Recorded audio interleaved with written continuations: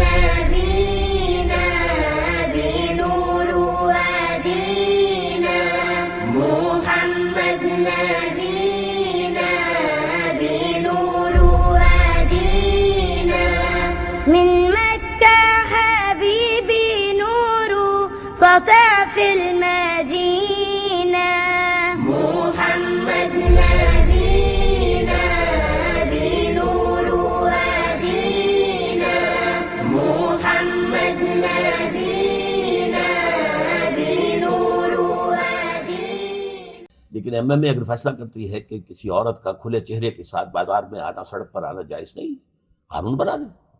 سعودی عرب میں جیسے سعودی عرب میں، جی ہاں، وہاں اتنا بڑا ملک ہے دنیا کا، اور اس وقت بہت متمدن بھی ہو چکا ہے، بہت اونچا جا چکا ہے، تعلیم کا لیول بہت اونچا ہے، ہم سے تو 1000 گنا بہتر ہے. وہاں پر وہ قانون ابھی تک چل رہا ہے.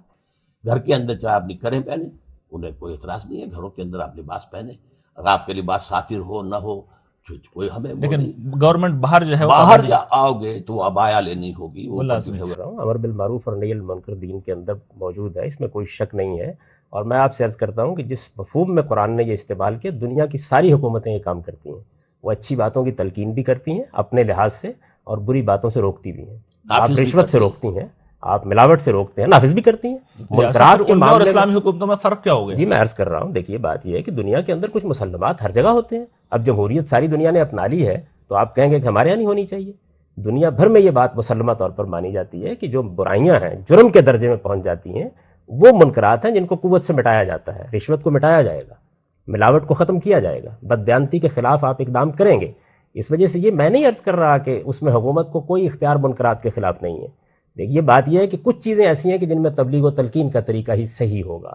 ان کے لیے قرآن مجید نے جو حکم دیا ہے، نبی صلی اللہ علیہ وسلم نے اس کے مطابق جمعہ کے ممبر کو عمرہ کے لیے خاص کر دیا ہے، ارباب حل وقت کے لیے خاص کر دیا ہے. وہ آئیں وہاں پہ اور تبلیغ و تلقین کریں. سرحد کی حکومت کو سب سے پہلا کام تو یہ کرنا چاہیے تھا کہ وہ خلافت راشدہ کی اس روایت کو بحال کرتی کہ جمعہ کے ممبر کو ان مولویوں سے چھینا جاتا اور ریاست کو لوٹایا جاتا. حکمران وہاں جاتے اور وہاں جا کے تبلیغ تلقین کرتے. اس کے بعد آپ کی پولیس موجود ہے. پولیس میں بہت سی چیزیں ہیں جو قابل دست اندازی پولیس ہے. آپ پولیس ایکٹ کو پڑھیے، اس میں بے شمار چیزیں جن میں پولیس اقدام کرتی ہے. آپ محسوس کرتے تھے، ڈاکٹر صاحب نے بالکل صحیح فرمایا، آپ محسوس کرتے تھے کچھ منکرات ایسے ہیں جن کو پولیس کی جورسڈکشن میں آنا چاہیے، تو آپ اسمبلی میں اس میں ایکٹ پاس کریں، اس کو پولیس کی جورسڈکشن میں دے دیں. اس کے لیے الگ ایک پیرالل نظام بنانے کی کیا ضرورت ہے؟ اور اس ابہام کے ساتھ کہ اس میں آپ یہ کہتے ہیں کہ یہ محتسب اسلام کے اخلاقی اقدار کی حفاظت کرے گا اور یہ اس کے بارے میں اقدام کرے گا اور اس کی ایک حزبہ فورس ہوگی اور وہ اس کے اشاروں کے اوپر لوگوں کے معاملات میں مداخلت کرے گی، پھر اس کو قانونی اختیارات دیتے ہیں، پھر اس کے اقدامات کو عدالت سے بالا تر قرار دیتے ہیں. میں نے اس کا لفظ پڑھا ہے، وہ ایک بالکل بےمانی بل ہے، کوئی اس کی حقیقت یعنی وہ سارے کام جو وہ کرنا چاہتے ہیں. اچھا پھر اس میں اتنی ڈپلیکیشن ہے، یعنی رشوت کے انسداد کا ایک پورا ادارہ موجود ہے ہمارے یہاں. اچھا محتسب کے بارے میں بھی بہت اس معاملے میں لوگوں کو غلط فہمی ہے. دیکھیے محتسب کے ادارے کا جو اصل کام ہے وہ کیا ہے؟ وہ یہ ہے کہ جو قوانین بن گئے ہیں ان کے مطابق جو محکمے کام کر رہے ہیں ان میں اگر کوئی بدعنوانی یا اس قانون کی خلاف ورزی ہوتی ہے تو آپ محتسب کے پاس جاتے ہیں. آپ ایک بالکل متوازی نظام کھڑا کر دیتے ہیں. میرے نزدیک یہ اسلام کے حق میں بھی مفید نہیں ہوگا، یہ سوسائٹی کے حق میں مفید نہیں ہوگا. اس سے بڑے تصادم پیدا ہو جائے. یعنی لگتا یہ ہے کہ آپ کو اصولی طور پہ تو اس کام پہ اعتراض نہیں ہے، لیکن اس طریقے میرے نزدیک وہ کام پہلے سے ہو رہا ہے. 2 ادارے موجود ہیں، ایک اللہ کا قائم کردہ ادارہ مسجد موجود ہے، جمعہ کا ممبر موجود ہے. تبلیغ تلقین کرنی ہے تو آئیے اور اس ممبر پر کھڑے ہوں اور جس طرح خلفائے راشدین اور بعد کے حکمران خطبہ دیتے تھے دیں اور لوگوں کو تبلیغ تلقین کریں. انہوں نے اگر یہ قانون منظور کر لیا ہے امرہم شورا بینہم سے، تو اب آپ کو اس سے کیا اختلاف ہے؟ یہی بات یہ ہے کہ میں نے بہت دفعہ یہ عرض کیا ہے کہ امرہم شورا بینہم کی بنیاد پر ان کو قانون بنانے کا حق ہے، مجھے اختلاف کرنے کا حق ہے. میں یہ عرض کر رہا ہوں کہ یہ قانون غلط قانون ہے. اس قانون سے صرف انارکی پیدا ہوگی، اس سے کوئی فائدہ حاصل نہیں. اچھا وہ اگر ایک قانون اور منظور کر لیتے ہیں کہ خواتین لازماً برقع پہنے اور مرد لازماً داڑیاں رکھیں، تو آپ کے اصول کی روح سے تو وہ یہ کرنے میں بھی حق بجانے. دیکھیے بات یہ ہے کہ میں ان کے اس حق میں تو کوئی مداخلت نہیں کر سکتا، لیکن مجھے اختلاف کا حق تو ہے. میں یہ کہوں گا کہ یہ وہ کام ہے کہ جو آپ کو تبلیغ تلقین سے کرنا چاہیے، اس میں آپ قانون نہیں بنا سکتے.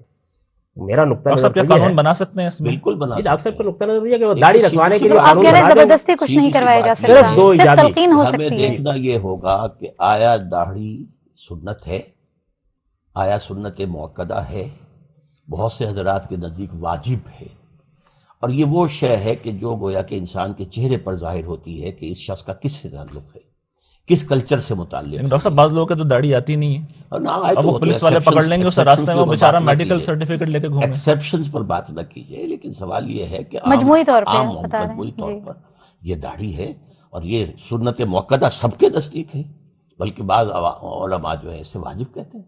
तो इसमें हर्ज क्या है? दाढ़ी मूंडी जा सकती तो रखी भी नहीं जा सकती।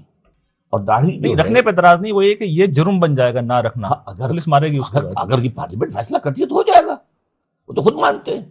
या तो ये कहें कि ये मुनकर है, ये शरीयत के खिलाफ है, पर शरीयत के खिलाफ तो नहीं है।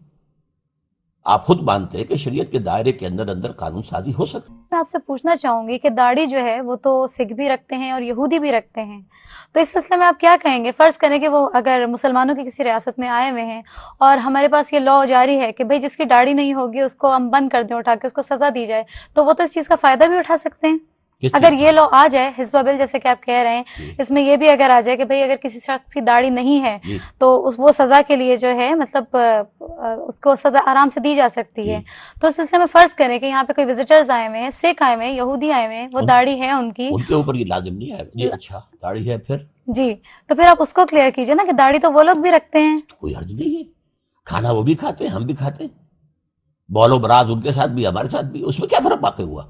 सवाल तो ये कि एक मुसलमान के लिए वो चीज़ लाजिम होगी। शेव कर रहा है जो शख्स, वो भी किसी की इताअत कर रहा है, किसी की पैरवी कर रहा है, वो वेस्ट के कल्चर की पैरवी कर रहा है। और टाई अगर पहन रहा है, लेकिन उससे आगे मत जाइए, एक मसले के ऊपर रहिए, तो बार बार जो है इधर उधर से उससे फ़ायदा नहीं होता। एक ये ज़रूर है कि रोका गया है कि बहैसियत मजमूई जी, आप किसी दूसरी कौम के मुतशाबे न हो जाए, ठीक, तो तशब्बुह जो है वो इस जी, मैं तरीके यही से पूछना चाह रही थी हाँ, तो आपसे। उसमें ये है कि आप ऐसा लिबास पहनकर, इनके दाढ़ी भी ना हो, शेव हो, और ये जाए लंदन में, तो कौन बताएगा कि ये मुसलमान है कि हिंदू है, ये पारसी है, ये कौन है? वही नहीं बता सकता। Your identity is lost. तो उस मुसलमान अपनी आइडेंटिटी को बरकरार रखेगा।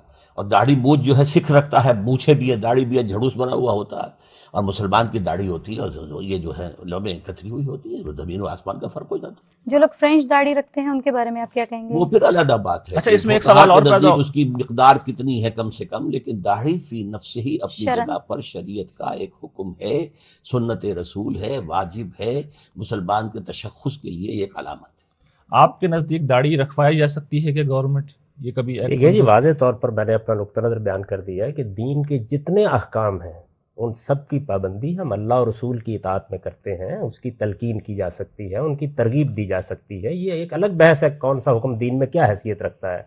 लेकिन नमाज और ज़कात के अलावा रियासत को इसमें मुदाखलत का हक़ नहीं है। ये असल में बुनियादी हुकूक का मसला है।